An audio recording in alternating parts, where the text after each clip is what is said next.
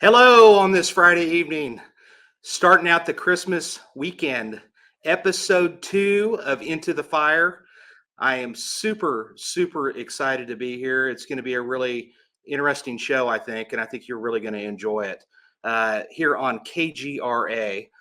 Tonight, I'm going to introduce my little buddy, my wingman, who is going to be he's going to be joining us for the rest of these shows, hopefully, at least a lot of them anyway. And that's going to be Ronnie Leatherman.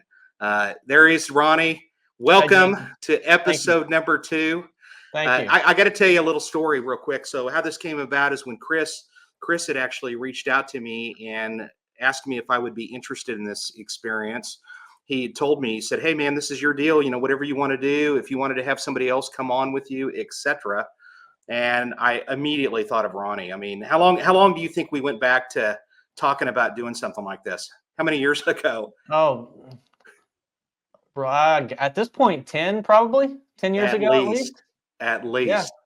So just to kind of give people an idea, Ronnie and I, we didn't have partners in our unit. We didn't have partners, but we certainly worked together for the most part. Actually, we kind of forced it into where if he had a case, I would be helping him and vice versa.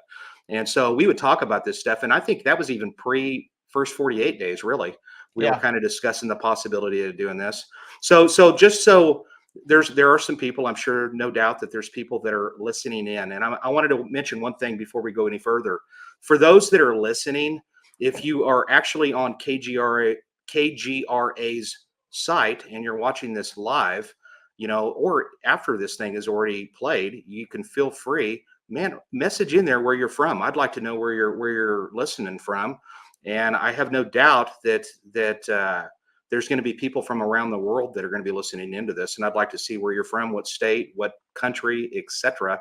Amanda went ahead and put up our promo code. If you are super interested in getting all the possible content that you can absolutely stand on this station, all you have to do is you have to type in what I've got listed there on the thing. It's DET White, and put that in for the promo code, and you get 30% off for a year subscription. And what does that get you? That basically gets you where you can watch the videos unlimited on any of these shows. And I just have to mention this real quick, and then we'll get to Ronnie's introduction. And that is, I kind of played around and just listened in on several of the other shows just to kind of find out who else was in the KGRA family. And there's some interesting stuff on here. I mean, I was kind of hooked on one of the shows that was talking about UFOs, etc. But the one that really caught my eye was a show that I ended up finding myself sitting there for about an hour and a half watching something about the DeFeo murders in Amityville. And it was super interesting. So I highly recommend that you at least consider that. And you don't even have to have a subscription to watch some of these shows as long as you do it within the first week. So Ronnie. Yes. How long have we known each other? Well, since probably 2000, 2001. So over 20 years. Long time. Yeah. Probably almost 22, almost 23 years, probably. Yeah. Tell the audience and those that don't really know you from watching you on the first 48, tell them about you. So I'm from Commerce, Oklahoma, known for Mickey Mantle for some older people probably. And then as I was going to college, I started working at the sheriff's office up in Ottawa County, which is where Commerce is at. And initially I worked in the jail. After a few months, I was put out on the street as a deputy, and did that until I got on with the Tulsa Police Department in 2000, and went through the academy like everybody does. Was in patrol for a few years, and then I went to our Special Investigations Division, and I actually took your spot in Vice. Took your designator, took your phone. Took my phone calls. You took some of your phone calls, yes. And then I can remember within that first year, you called me one time because you had ran across somebody who had some information about some drug stuff, which is what I was working, and I think that kind of started our friendship, and then about 8 years later, I'm coming to Homicide. And before that, you were super helpful, as you are with most people. But you made the offer of, hey, if you have questions about coming to Homicide, come and talk to me. And I took advantage of that. And I tell everybody who asks about you, I don't have any reason to suck up to you at this point, I guess. But man, you're a great teacher. You are really passionate about the work you do, and you were super helpful to me and countless others who have either tried to come to Homicide or went somewhere else on the Tulsa Police Department. So just know that I appreciate that. I always have. And then once we started working together, we just hit it off. And initially I think it was just me, you, and John, because there was a promotion or somebody left or something, and so there was only 3 of us when I came to Homicide. It was broke up into 2 teams, and so initially it was just me, you, and John, I'm pretty sure. And then once Nathan came into the squad, we had our team red based on the color of the dry eraser marker, and the other team was team blue, and they had 5 people on it, and it was just based on our days off and stuff. And we just worked well together. We developed a flow to all the cases we worked, especially I think in the interview room, and it was a great time. Yeah. Who's better in the interview room, Ronnie? Oh, you're the best in the whole world, Jason. No, that's no. Ronnie's being very modest. Ronnie is really good, exceptional reputation on the police department. For those of you that are just joining us, we're coming to you from Tulsa, Oklahoma, into the fire. I think we're going to have an amazing time, really, honestly. And Ronnie is a perfect addition for this. He's going to keep everything calm. I appreciate the kind words, Ronnie. I mean, I think you could suck up to me a little bit. I mean, come on. But nevertheless, I think we're going to have a good time. Remember, for those that are listening in, feel free to tell us where you're from, because I like to kind of see, to get a gauge. I don't get to know where you're from unless I actually know who you are and you're following me on Facebook, etc. So, we want to see where you're at and who is listening and how far we're reaching. How long did you work narcotics? It would have been, I went there in shift change in 2004. So August of 2004, I initially went to SID, and then I came to Homicide in March of 2012. So almost 8 years. And the first year was in Vice, but we dealt with some street level prostitution stuff, but it was mainly lower level drug dealing stuff. And then the following, after my 1 year in Vice, is when I went to narcotics. Actually, me and Dale Francetic went from Vice to evening shift narcotics, and it went from there. Well, I was in narcotics the rest of the time I was at SID. Perfect. See, that's what I love. See, while you're talking, I'm sitting over here, one eye's looking at all these people that are Rochester, New York, for Teresa. Actually, I'm going to be teaching in Rochester, New York. I hear it's an interesting place, so I'll be up there later next year. And someone from Tulsa, someone from Canada. There's people all over. Somebody from Germany was listening to us earlier today, from Ramstein, Germany. So that's cool, and I love that, because both Ronnie and I worked in narcotics. I worked it for a minute. I mean, Ronnie actually worked half of his career in the narcotics world and was exceptionally good at it. So this story is an interesting story, and I'm going to start it off by saying this is kind of how this story started. Myself and one of the other detectives that I work with, I don't think he minds me mentioning his name, but it's Jeremy Stiles. He works the cold case unit, and we happen to be going up to Southern Illinois, specifically to a prison. It's a federal prison. It's the Greenville Federal Prison, and I think it's FCI, which means Federal Correctional Institute. And while we walked in there, there was a young lady that was an inmate. I mean, she's wearing the inmate clothing and stuff. And while we were in there, she was cleaning the windows and doing this and that. I think she was a trustee. And she kind of whispered something to me, and she kind of leaned in and she goes, "I know who you are." And I know that she wasn't supposed to be talking to us. I would assume that the rules there was that the inmates aren't supposed to interact with the people that are the visitors, but I didn't mind. And so I said, "Oh, you do, huh?" And she goes, yeah, we watch you all the time in the cell block. We love you guys. And so I said, well, that's really cool. And thank you for saying that. And I hope all is going well for you. And I hope you get out of here soon, et cetera, et cetera. And that was it. And she went on about her thing, and she was off cleaning and doing what she was doing. Super nice.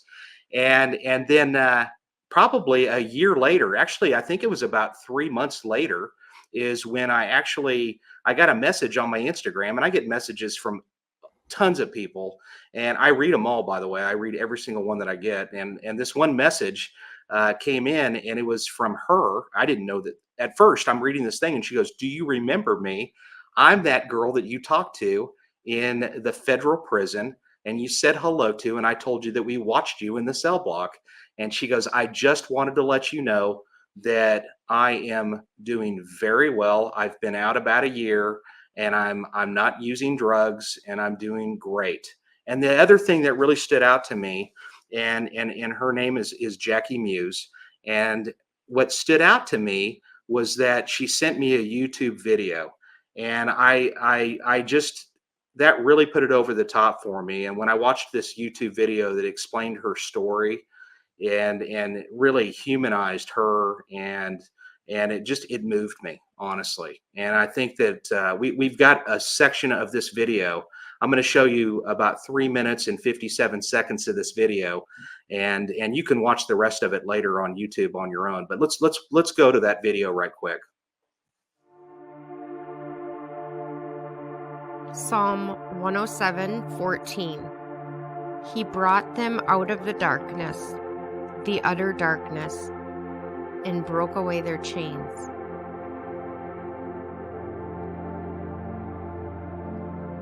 I grew up in Sioux Falls. I was born and raised, and I went to Lincoln High School, and then I went to the University of South Dakota to get my nursing degree, and I got married and thought that that's, what life was going to be like, and I was on a pretty good road to be set up for life, maybe have kids next. And so when my husband cheated on me, it just kind of blindsided me, and I just thought that doing the right thing and being, faithful and not drinking very much on the weekends and doing all that didn't pay off. So I'm gonna start going to the bars and just kind of take a vacation, I guess, for a while, but I took a wrong turn. I was still an RN, and I was just starting to hang out with people who were doing drugs. They brought over some meth, and I would just smoke it. Well, sometimes they would lock themselves in my bedrooms at my house, and I came to find out they were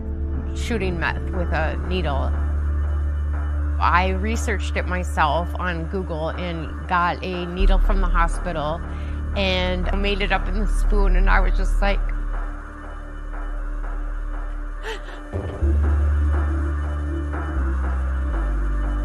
there's no turning back after this. And I shot it up, and that's all I did for 17 years. It was more important to me than anything. I voluntarily surrendered my license. I could not be a nurse anymore. I couldn't even function. I couldn't have a job because my job was shooting up drugs and trying to find ways to get more. So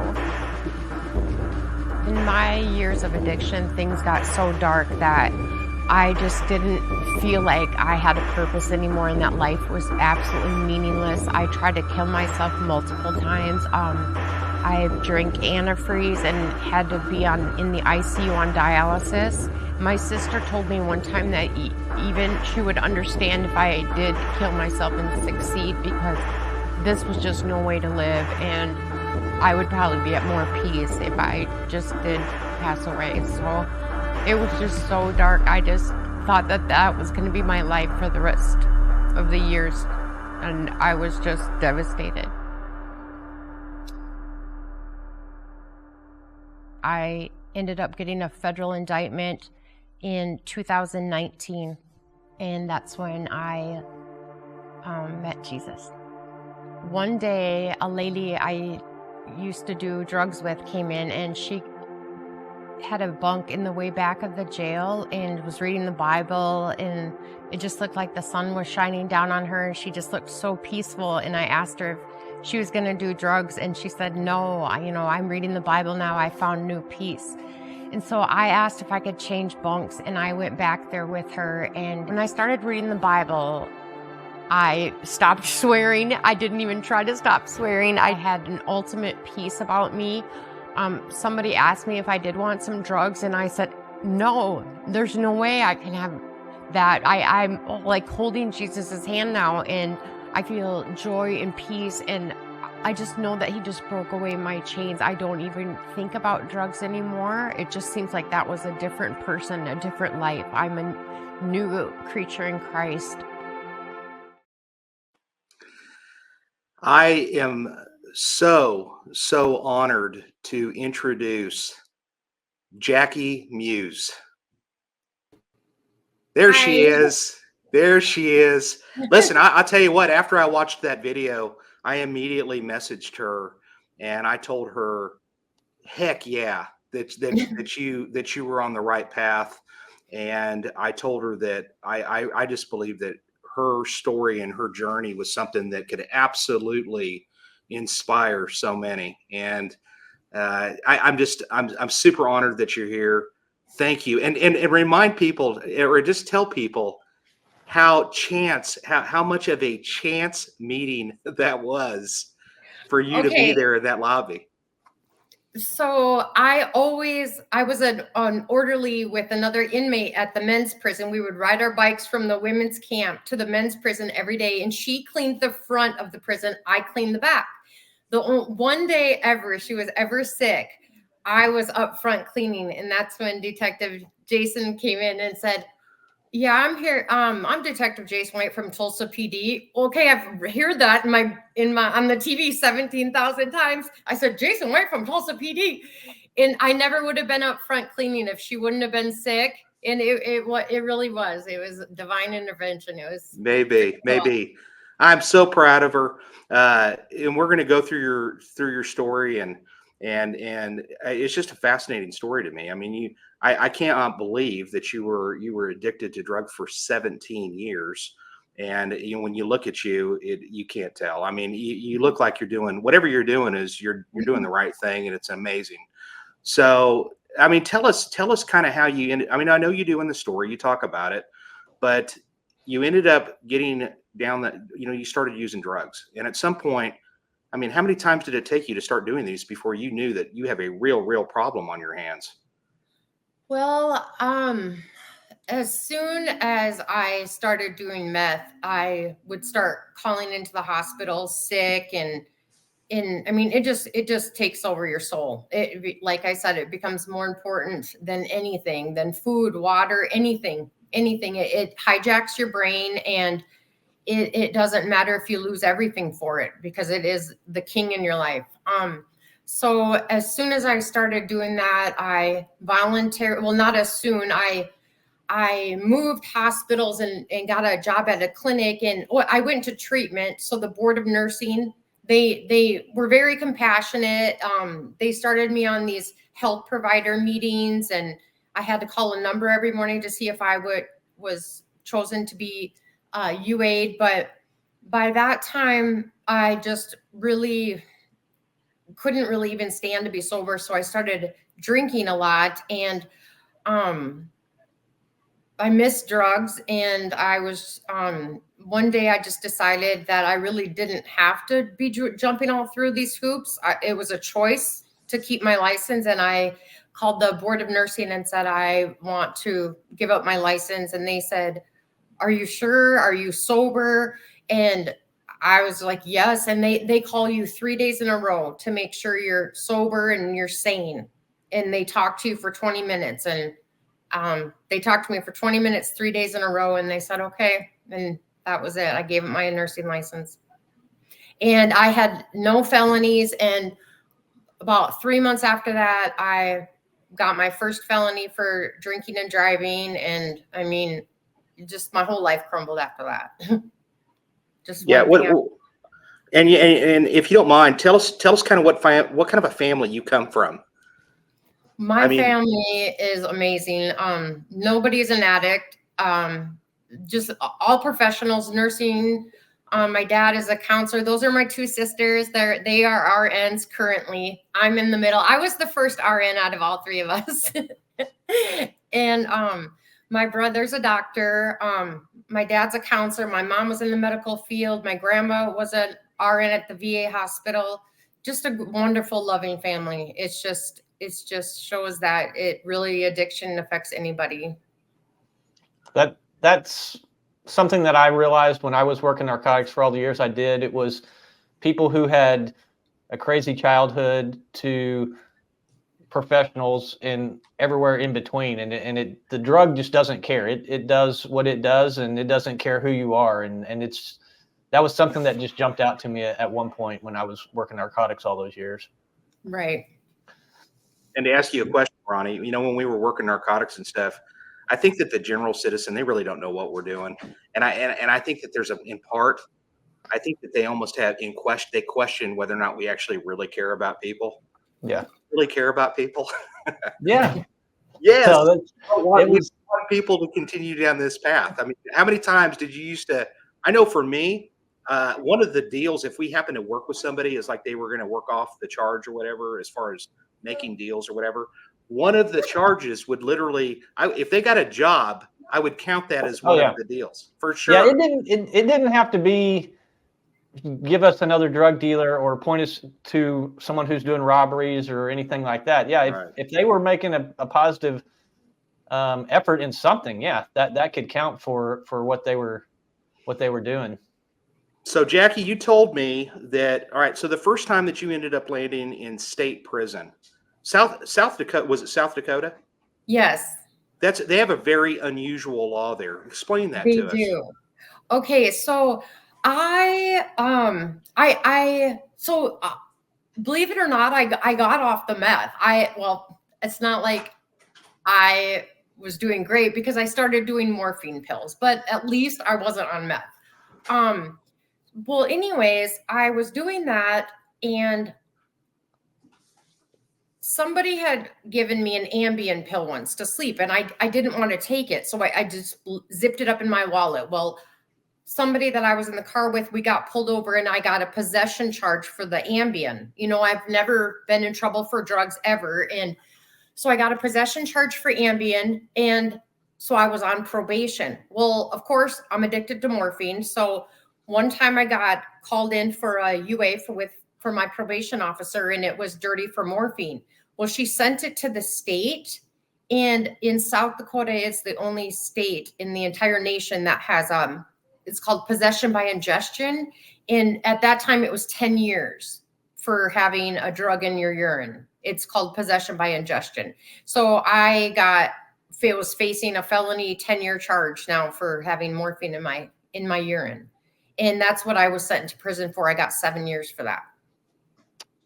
That doesn't seem like a productive use of resources to me, but I don't live in South Dakota, but well, it's not. They've lowered it to 5 years now, but it's still a law. I know that people have been trying to fight it, but I don't follow it, so I don't know. But and when I did go to state prison from 2012 to 2015 I have met all sorts of I met all sorts of people that knew all kinds of criminal things, and I didn't even know, like, I could have faked my UA that first time. You know, I didn't even know that. That's how naive I was. I didn't even know that I could have faked my UA for that PO. But when I got out of prison those 3 years, I knew everything about everything. I mean, I came out way worse than when I went in. And that's my own fault. You know, I just cling to people who were fun and weren't. Was there anything positive from the state court is it helpful to anybody, or what's your opinion on that? My opinion on that is state prison. I have not seen a lot of success. In fact, they're building another women's prison in Rapid City, South Dakota. I mean, just filling it up. I mean, I just really don't think their treatment works very well. I just don't. Well, that's my opinion. What was their treatment? They have it's called, I think it's called IMT, intense meth treatment, is what they have in state prison. Which consists of what? You're housed with everybody inpatient or who's in treatment and who's not in treatment. So then you go back to your little block, and you know, people are making fun of you if you're in treatment. Like, they're like, yeah, blah, blah, blah. And it's just, I just don't think that it's very productive. But we can talk about the federal treatment in a little bit, which I think is absolutely superb. But state prison, I haven't met a lot of people who've been, I mean, I can only speak for myself. It didn't do much for me, but it made me way worse, way more knowledgeable. And I was, yeah. Well, before going there, you had to have been absolutely scared to death. I mean, you come I from a was family. terrified. I was Yeah. terrified. I was So what was that absolutely like? terrified. And how was your adjustment into that environment? Oh man, I sat in jail for a while, and then you're in the fish tank I was in there for about 40 days maybe. And then you kind of get acclimated because everyone's kind of new in there. And as soon as you're getting used to that, you're classified and moved to a different block. You know, I was terrified. I was so quiet and shy. And So for yeah. people who don't know, what's the fish tank? What does that mean? And Oh, what was okay. it set up? It's where you go right when you get to prison, and you sit there for like 30 to 60 days, and they do your paperwork. They look at your PSI, your pre-sentence investigation, and see what type of history you have, if you have violence, if you've had to escape, what your family life is like. And then you're classified according to all that. If you're a high risk, you go into a higher security block. If you're medium, or if you're low intensity. So is the fish tank then, I guess, just like a big open room with the bunk beds in it? Is that what you're referring to? So or is there individual cells? It's a humongous room with super high ceilings, and it's got doors, metal doors. Everyone has their own door that closes. And I think the one in Pier, there's just one toilet all the way down the, I don't want to say hallway because it's just, but you have to buzz to get in and out of your room when you're in there to use the bathroom and stuff. And you sit there, you just sit there, you sleep, you get buzzed in and out to go to chow. We call it chow. And it's pretty boring. You can order a TV, but yeah, it's boring, but it's kind of comforting, and you're kind of in your own little bubble. And as soon as you're like, this isn't that bad, they call your name and you're literally like, pack up, you're moving. It's scary. Yeah. It's scary. I was terrified. So you managed to get through that, but were you using drugs while you're still in prison, in state prison? No. Okay. I chewed. Well, I mean, my experience. Tobacco. A lot of the girls there chew. I know it's disgusting, but we chewed. It's so nasty, but no, I didn't do drugs there. I don't even know if there was drugs there when I was there, but I didn't do any drugs there. I just didn't do much of anything though to benefit myself. I did everything that you're not supposed to do. So then you managed to get out of there, and once you get out of there, because we know that you ended up in federal prison at some point. So what was the day in the life for you? I mean, because you got out, did you go right back to the old world? I sure did, because I was just put on pause. I didn't get rehabilitated. And some people can't believe that. How could you be in prison for 3 years and get out and do the same thing? But my mind hadn't changed. Nothing has changed in my heart, my mind, nothing changed. So I smoked a cigarette the second I walked out the door. I drank white wine the night I got out, and I think I did meth within 4 days. Wow. Yeah. And then, I mean, did you go and get a job, or what was up? How were you able to support all this? Okay. Because meth is super expensive. I'm thinking Okay. So actually,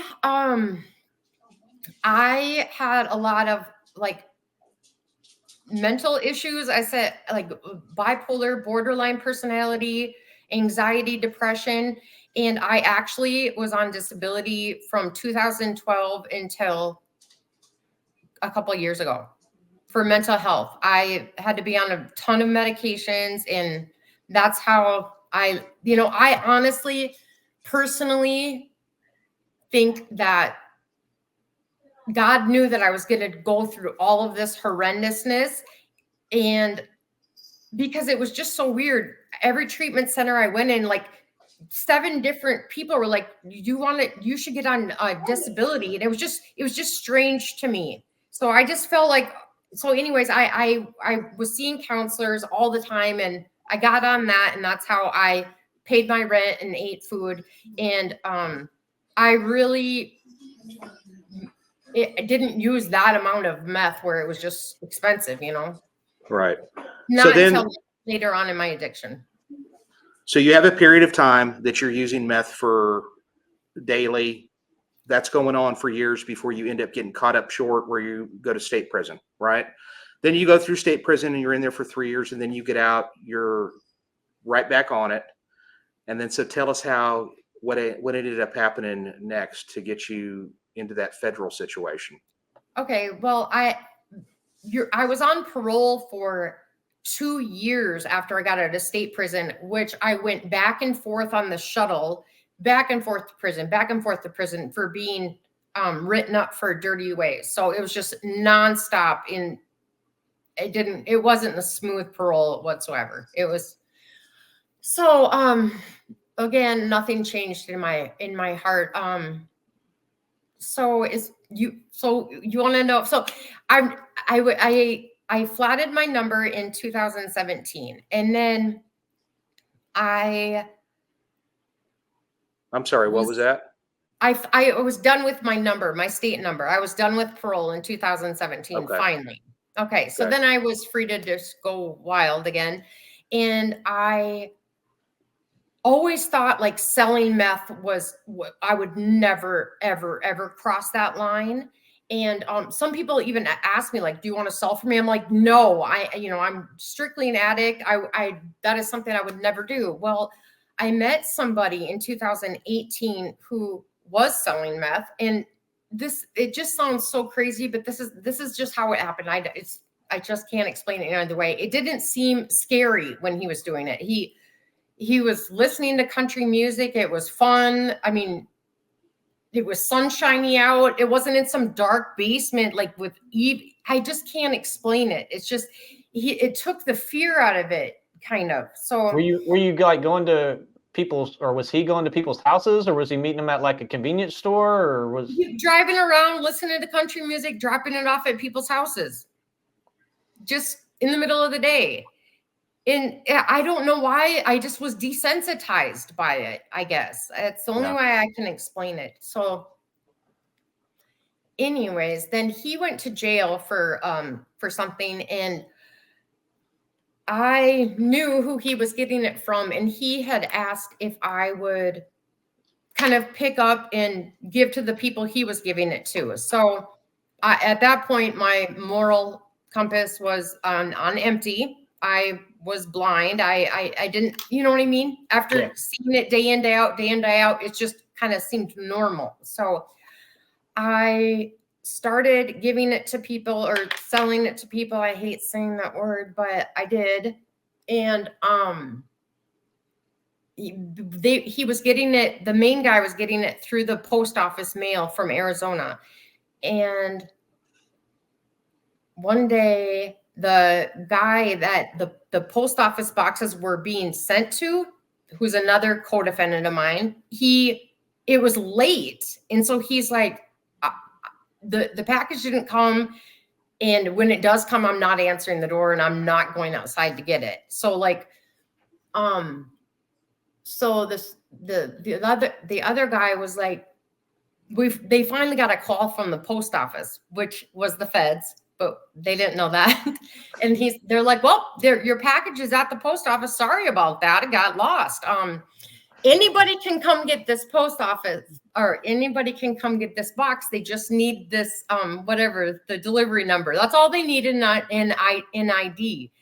And so one of my co-defendants is like, well, I don't have an ID. And I was like, he's like, do you? And I'm like, I'm not going to go get it. And then he's like, they talked me into going to get it. So he wanted me to drive there by myself. I said, I'm not driving there by myself. So you're driving your truck, and I'm going to ride in the passenger seat. And so I went into the post office, and little did I know there were like federal agents scattered throughout the post office in plain clothes. My family doesn't even know this story. This is the first time they're hearing it. So, but I don't want them to get upset. I don't want to get you into trouble. I'm telling all this because how much God changed me after this. Okay. So this All is right. the darkest I've ever been in my life, but it gets better from here. So as soon as they're like, can we help you? I'm like, yeah, I'm here to get this package. Here's the number.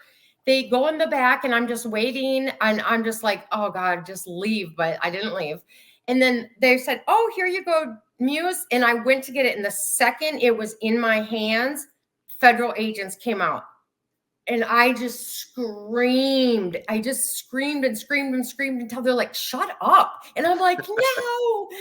And they're like, you're upsetting all the customers. Shut up. And they like dragged me in the back room. And oh my gosh, it was the most, I thought my life was completely over. I just thought my life was completely over. And that's how I got a federal indictment. They didn't indict me until 3 months later, but how I went to treatment because I had state charges so far. Just the state picked it up. And then so I was going to treatment to make it, make it look good. And while I was in federal treatment, I looked up on Pacer. It's this federal website. You can look at court cases. And one of my co-defendants was charged.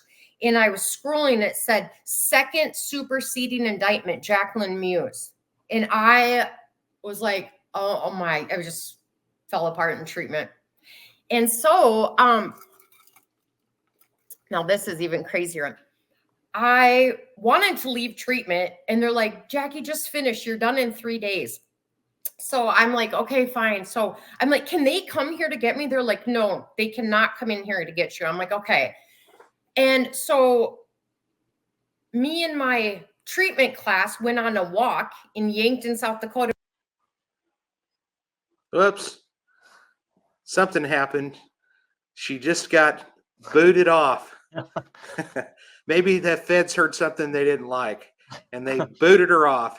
It doesn't surprise me that it took them 3 months to indict her, though. That's really no. They'll have, they want the all wheels their turn slow. Yeah. wheels turn slow. There was someone when I was assigned to the FBI that made the comment that it takes a long time for it to get going, but once it does, they have a motherload of resources. So, and that's true. But yeah, it's slow to get going.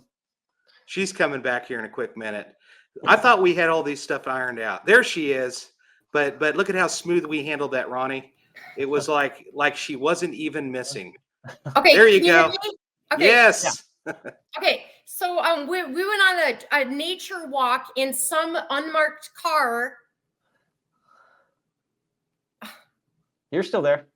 We can hear you. I can't see you guys anymore. We can still hear you.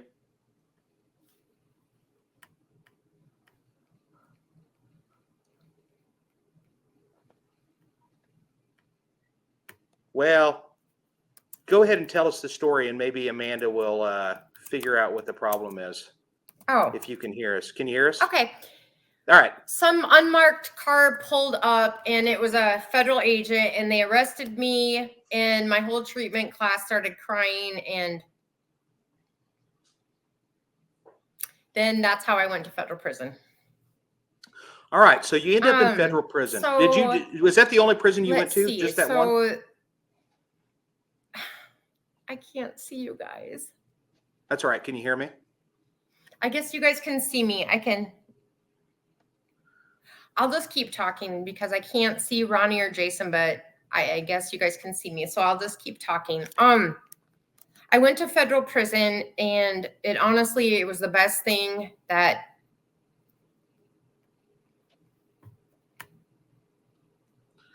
if you can hear me, we can hear you. So okay, I'm gonna leave and re-enter again. Okay, all right. Well, she'll leave and re-enter again. I'm telling you, it's got to be the feds. They're interrupting her what she's saying, but she'll figure it out.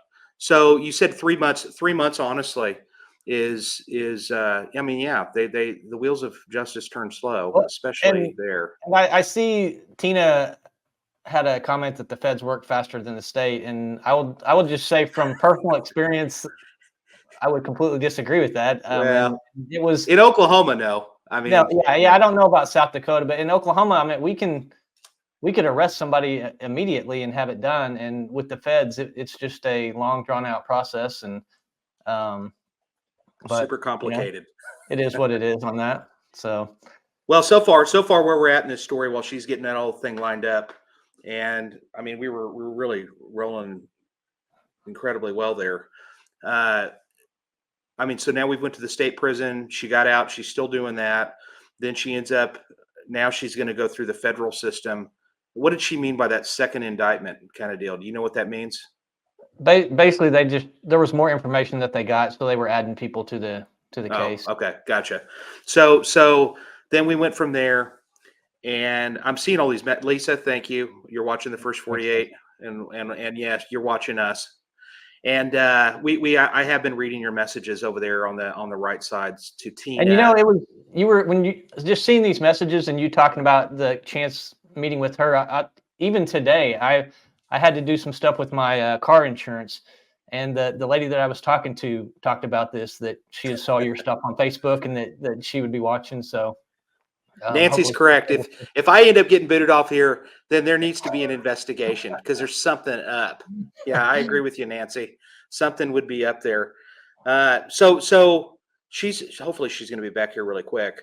But and I'll tell you that the story that she was telling us, and one of the things that I worked in the medical field for 10 years before this, and believe it or not, I've seen things in the medical field that that stuff's readily available. And okay, she's back in the studio. Are you there? You are. All right. Can you see us? Maybe not. Maybe not yet. I would think with the time frame now, once she gets back, maybe she can just focus on what she's done since she got out, and how maybe some stuff that can help other people and to prevent them from going down the road she had to go down. Agreed. That's exactly what we're going to do. Just to let the listeners know, while we're doing this, we have 54 minutes. Period. That's it. There's no more than 54 minutes. Once we hit that 54-minute spot, that's when the show is turned off. So while she's still figuring that out, what's some of the? Did you ever deal with anyone who was in like the medical field whenever? Yeah, you were actually, I did. Well, actually, when I was working in surgery, to believe it or not, we had an RN that kept disappearing, and we were like, "What in the heck is he doing?" He just never was around. You could never find him, and what he was doing is he was basically taking alligator forceps, those really long forceps that you use on gallbladder surgeries and stuff like that, and they were retrieving things out of the sharps containers. Yeah, and taking the drugs that way. Does it happen? I'm sure it does. I mean, I really didn't see that kind of nonsense going on. Yeah. But other than that one particular incident, I do remember that. But I can see where happened to that guy, or I know he probably got fired. There she is. There. Oh, Sorry, you're guys. back. Sorry. You're back. Did you get interviewed or something? No. What are you saying? I'm in a small little town, and my mom's for Christmas, and I think that their Wi-Fi is not too good, so I just did it on my phone. I apologize. No, you're good. We figured we were talking about this and that. All right, so we've got a short amount of time. We've got about 10 minutes left of the entire broadcast. So I want to make sure that we talk federal prison. You go there, and what was that like? I mean, you've told me before it was the best experience you ever had. I mean, that really straightened it up. Okay, it was so amazing. Okay, first of all, I just want to say a few things. So like federal prison is amazing. Like God knew I had to be set aside for 3 years. I had to be set aside, else I would not have worked on myself or read the Bible or searched for him. Plus, federal prison, they have a program called RDAP, and it stands for Residential Drug Abuse Program, but is what it is a 9-month CBT, cognitive behavioral therapy treatment. Everybody in treatment is in one dorm. Like, so you are 24 hours in treatment, because if you act up at night when the counselors are gone, the next morning you get pulled up in front of the whole treatment center and all the master's degree psychologists. And it's super embarrassing. And they'll say, "Could I have Jackie Muse up here, please? Jackie, last night you demonstrated against the attitude of caring when you did this." I mean, it's so embarrassing. So it's like they mold you into acting right, into having the right attitude, into taking responsibility of your own actions, not blaming your addiction or anything else on anybody else. It's you. It was my choice to do all of those things. You know, it's not anybody else's fault. And you have the way you think and how you respond. It determines consequences. Either they're going to be negative and crappy consequences, or they can be good consequences if you think rationally in a caring way, take responsibility. I mean, it just rewires your entire brain. Okay, entire brain, day in, day out, for 9 months of this treatment. And if you're not acting right, you're out. You get booted out of the treatment. You get a year off for the treatment. So there is some incentive, but plus it just boosts your self-esteem so much, because all the cool, pretty girls that are in the phases above you, you're just like, gosh, those girls are put together. They're mature. They act right. I mean, I'm just like, I want to be like them. Well, guess what? At the end of the treatment, I was one of them. Like, I was a mentor. It's just like, it's the way it's set up is so amazing. So that's what I would like to do, is not have somebody be federally indicted and have the same type of treatment. And also have them search for God and read the Bible, because God is the one that changed me. And I believe that I went through all of those experiences and I suffered through all of that so I could help people. And another thing is that um if one of those 10, 12 inpatient treatment centers I went to saved me or whatever, God wouldn't have got the glory. I went through everything, and all the inpatient psychologists, psych hospitals, suicide attempts, ICUs, all of that. Nothing helped me except for God. And this way God gets the glory. He chose me. He let my addiction go on for so long until I could relate to people and help people. And he does. God, he saves the brokenhearted and the crushed in spirit, and he will save you. If he saved my family, pretty much gave up on me. Like if I would have committed suicide and succeeded, I believe truly, and no matter how much they love me, they would have been relieved, because it was just a headache. It was Yeah. so frustrating for them. They were going through all this sober. I can't imagine the pain I put them through. But Yeah. I mean, um it's just a good reminder. And, Ronnie, I don't know if you felt the same. I'm pretty sure you did. I mean, we pretty much think pretty close to the same way, but it's self-destruction. I mean, the drug stuff, etc. Uh, for me, my heart always went out to people that suffered from that addiction, because it was just like there's a lot of good people that suffer from that, There and they are, just kind of get. and I, along what Jackie was saying, it snowballs, and that's something that I think gets lost a lot of times. How the stuff she was doing was affecting her loved ones and stuff, and that I think gets lost a lot of times. And so I'm glad you mentioned something along those lines. And yeah, it's Yeah, just crazy how it can take over your life. I yeah, and cannot. Go ahead, Jackie, please. um just a second, what I was gonna say.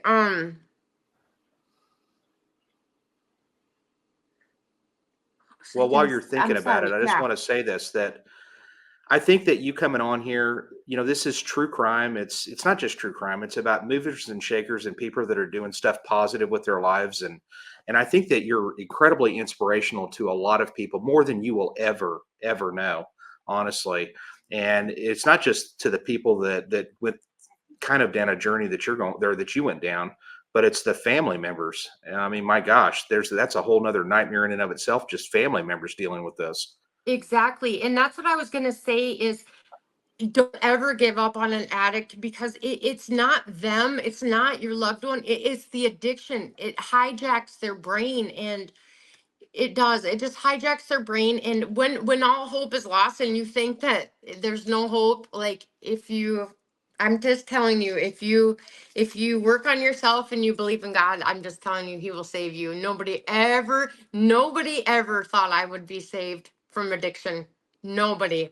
I was the worst of the worst. I loved the needle just as much as the drug, and it was all disgusting. It was all darkness, and now I've never had a more beautiful